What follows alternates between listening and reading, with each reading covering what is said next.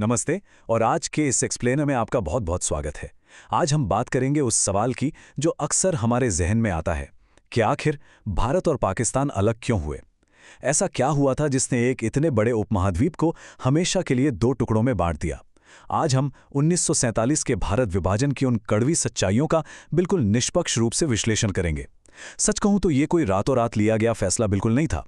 हम पिछले 90 वर्षों के उस इतिहास को खंगालेंगे जिसने धीरे धीरे इस परफेक्ट स्टॉर्म यानी इस भयंकर घटना की नींव रखी थी। अब जरा इस नंबर पर गौर कीजिए, 1 करोड़ से लेकर 1.5 करोड़। ये सिर्फ कोई आंकड़ा नहीं है दोस्तों, ये उन लोगों का अनुमान है जिन्हें रातों रात अपने पुश्तैनी घर, अपनी जमीनें और अपनी पूरी जिंदगी छोड़कर एक अनिश्चित भविष्य की ओर निकलना पड़ा। मानव इतिहास के सबसे बड़े और दर्दनाक सामूहिक पलायनों में से एक। जरा सोचिए, इतने बड़े पैमाने पर हुए इस अभूतपूर्व विस्थापन ने पूरे दक्षिण एशिया की तस्वीर और यहाँ के लोगों की मानसिकता को हमेशा हमेशा के लिए बदल कर रख दिया।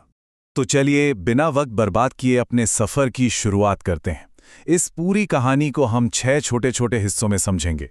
पहला, अंग्रेजों की नीतियां जिन्होंने इसके बीज बोए। दूसरा, विचारधाराओं का बंटवारा। तीसरा, नेताओं के बीच का राजनीतिक गतिरोध। चौथा, डायरेक्ट एक्शन डे। पांचवां, माउंटबेटन योजना। और छठा, इसके वो दुखद परिणाम जो आज भी महसूस किए जाते हैं। सबसे पहले बात करते हैं पहले पड़ाव की, यानी ब्रिटिश नीतियां और उन्होंने विभाजन की जड़ें कैसे जमाईं। इसे समझने के लिए हमें थोड़ा पीछे जाना होगा। इस टाइमलाइन को देखिए, ये हमें बताती है कि कैसे चीजें धीरे धीरे बिल्डअप हुईं। 1857 के सिपाही विद्रोह ने ईस्ट इंडिया कंपनी की नींव हिला दी थी। अंग्रेजों को समझ आ गया था कि अगर हिंदुओं और मुसलमानों ने मिलकर बगावत कर दी तो उनका टिकना मुश्किल है। इसी के चलते 1905 में लॉर्ड कर्जन ने बंगाल को बांटने का फैसला किया और फिर 1909 आते आते मॉर्ले मिंटो सुधारों के तहत उन्होंने धर्म के आधार पर अलग निर्वाचक मंडल यानी सेपरेट इलेक्टोरेट्स ला दिए। मतलब अब सांप्रदायिक पहचान को कानूनी ठप्पा मिल चुका था। और यहीं से जन्म होता है उनकी सबसे मशहूर नीति का, फूट डालो और राज करो। बहुत ही सिंपल सी स्ट्रैटेजी थी। दोनों प्रमुख समुदायों के बीच धार्मिक दुश्मनी को इतना भड़का दो कि लोग ब्रिटिश राज के खिलाफ एकजुट होकर लड़ ही ना पाएं। और देखा जाए तो वे अपने इस मकसद में काफी हद तक कामयाब भी रहे। अब आते हैं अपने दूसरे हिस्से पर, वैचारिक विभाजन और मुस्लिम लीग का उदय। जैसे जैसे अंग्रेज धर्म के आधार पर लोगों को बांट रहे थे, वैसे वैसे हमारी राजनीति भी इन्हीं धार्मिक रेखाओं पर टूटने लगी थी। और इसी राजनीतिक दरार से निकली वो सोच जिसने आगे चलकर सब कुछ बदल दिया, द टू नेशन थ्योरी यानी द्विराष्ट्र सिद्धांत। मोहम्मद अली जिन्ना ने सिद्धांत को पुरजोर तरीके से आगे बढ़ाया। इसका सीधा सा मतलब ये था कि हिंदू और मुस्लिम सिर्फ दो अलग धर्म नहीं हैं, बल्कि ये दो बिल्कुल अलग अलग राष्ट्र हैं। उनकी संस्कृति, उनका इतिहास, उनके हित सब इतने अलग हैं कि वे एक ही देश में एक साथ रह ही नहीं सकते।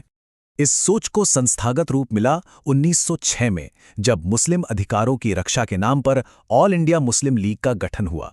दरअसल जैसे जैसे इंडियन नेशनल कांग्रेस का प्रभाव बढ़ रहा था, मुस्लिम लीग को ये डर सताने लगा था कि एक आज़ाद भारत में जहां हिंदू बहुसंख्यक होंगे, मुसलमानों की आवाज़ हमेशा के लिए दब जाएगी।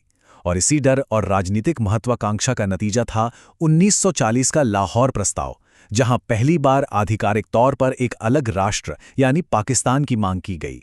खैर, अब बात करते हैं तीसरे पड़ाव की, राजनीतिक गतिरोध। देखिए, ऐसा नहीं था कि भारत को एकजुट रखने की कोशिशें नहीं हुईं, लेकिन दूसरे विश्व युद्ध के दबाव में चीजें इतनी तेजी से बदलीं कि सारी कोशिशें धरी की धरी रह गईं। इस तुलना को देखने से आपको एक क्लियर पिक्चर मिल जाएगी। 1942 का क्रिप्स मिशन हो या 1946 का कैबिनेट मिशन, दोनों के दौरान एक भारी राजनीतिक डेडलॉक था। एक तरफ कांग्रेस थी जो एक मजबूत एकजुट केंद्र सरकार चाहती थी और धर्म के आधार पर किसी भी बंटवारे के सख्त खिलाफ थी। वो पूर्ण स्वतंत्रता से कम कुछ नहीं चाहते थे। वहीं दूसरी तरफ मुस्लिम लीग थी, जिसने साफ कह दिया था कि उन्हें या तो मुस्लिम बहुल प्रांतों के लिए अपनी सरकार चाहिए या फिर सीधा अलग देश। जिस भी प्रस्ताव में अलग पाकिस्तान की पक्की बात नहीं होती, वो उसे तुरंत खारिज कर देते थे। हमारा चौथा पड़ाव बहुत ही दर्दनाक है। जब बड़े नेताओं के बीच की ये सारी राजनीतिक वार्ताएं फेल हो गईं, तो ये लड़ाई बंद कमरों से निकलकर सड़कों पर आ गईं। इसे डायरेक्ट एक्शन डे का नाम दिया गया और सच कहूं तो ये वो पॉइंट था जहां से वापसी का कोई रास्ता नहीं बचा था। 16 अगस्त 1946 सिर्फ कलकत्ता शहर में एक ही दिन में 5,000 से ज्यादा लोग मारे गए। मुस्लिम लीग ने अपनी अलग पाकिस्तान की मांग को लेकर एक जन विरोध बुलाया था, लेकिन देखते ही देखते ये एक भयानक और अपूर्व सांप्रदायिक हिंसा में तब्दील हो गया। उस वक्त जो नफरत की आग भड़की, उसने पूरे बंगाल को अपनी चपेट में ले लिया। अगस्त 1946 के उस खौफनाक मंजर के बाद की घटनाओं पर नजर डालिए। सितंबर में जवाहरलाल नेहरू के नेतृत्व में एक अंतरिम सरकार बनती है। अक्टूबर में मुस्लिम लीग उसमें शामिल तो हो जाती है, लेकिन सिर्फ सरकार के कामकाज को रोकने और अड़ंगा डालने के लिए।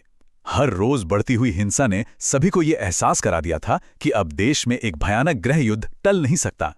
ये सब देखकर फरवरी 1947 में ब्रिटिश प्रधानमंत्री क्लेमेंट एटली ने एक अल्टीमेटम दे दिया कि कुछ भी हो, अंग्रेज जून 1948 तक भारत छोड़ देंगे। और यहीं से एंट्री होती है हमारे 5वें पड़ाव की, माउंटबेटन योजना। चारों तरफ फैली हिंसा और ठप पड़ी सरकार को देखकर नए वाइसराय लॉर्ड माउंटबेटन को ये बात समझ आ गई थी कि अब भारत को एक रखना मुमकिन नहीं है। 3 जून 1947 को जो माउंटबेटन योजना पेश की गई, उसे सांप्रदायिक हिंसा से बाहर निकलने के आखिरी व्यावहारिक रास्ते के रूप में देखा गया। इसी योजना ने 1947 के भारतीय स्वतंत्रता अधिनियम का कानूनी रास्ता तैयार किया, जिसने विभाजन को एक हकीकत बना दिया। इस योजना की बारीकियों पर जरा ध्यान दीजिए। इसमें सत्ता सौंपने की तारीख को आनन फानन में घटाकर 15 अगस्त 1947 कर दिया गया। ब्रिटिश भारत को भारत और पाकिस्तान में बांट दिया गया। सर सिरिल रैडक्लिफ को सीमाएं खींचने का जिम्मा सौंपा गया, एक ऐसा सीमा आयोग जिसने जल्दबाजी में ऐसे बॉर्डर खींचे जो सीधे गांवों और लोगों के घरों के बीच से गुजर गए। और जो 500 से अधिक रियासतें थीं, उन्हें छूट दे दी गई कि वो भारत चुने, पाकिस्तान चुने या फिर आज़ाद रहें। इस एक फैसले ने पूरे इलाके में एक भयंकर राजनीतिक अस्थिरता पैदा कर दी। और अंत में हम आते हैं छठे और आखिरी पड़ाव पर, इस पूरे विभाजन के दुखद परिणाम। जिस राजनीतिक बंटवारे को शांति लाने के लिए किया गया था, उसी ने आधुनिक इतिहास की सबसे बड़ी मानवीय तबाही को जन्म दे दिया। 2 लाख से लेकर 20 लाख, ये आंकड़ा इतना ज्यादा अनिश्चित इसलिए है क्योंकि अफरा तफरी का आलम ये था कि मरने वालों की गिनती करना भी नामुमकिन था।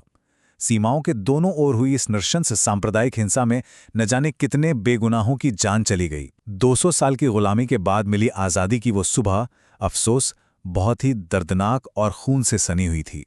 इसके बाद जो हुआ वो हम सब जानते हैं।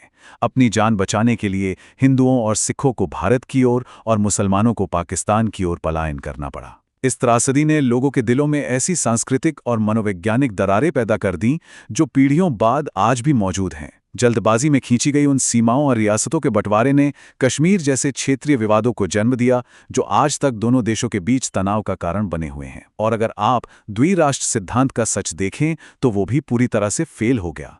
धर्म के नाम पर पाकिस्तान बन तो गया, लेकिन क्षेत्रीय और भाषाई विविधताओं को संभाल नहीं पाया, जिसका नतीजा था 1971 में पाकिस्तान का टूटना और बांग्लादेश का जन्म। तो इस एक्सप्लेनर को खत्म करते हुए मैं आपके लिए एक विचार छोड़ना चाहता हूं। 1947 की ये घटनाएं कोई इतिहास की पुरानी किताब का बंद पन्ना नहीं है। 1947 में आनन फानन में जो सीमाएं खींची गई थीं, उनकी परछाएं आज भी दक्षिण एशिया की राजनीति और हमारे आपसी रिश्तों पर पड़ रही है। यह वो जटिल हकीकत है जिसके बीच हम आज भी जी रहे हैं। इस सवाल पर जरूर सोचिएगा। बहुत बहुत शुक्रिया।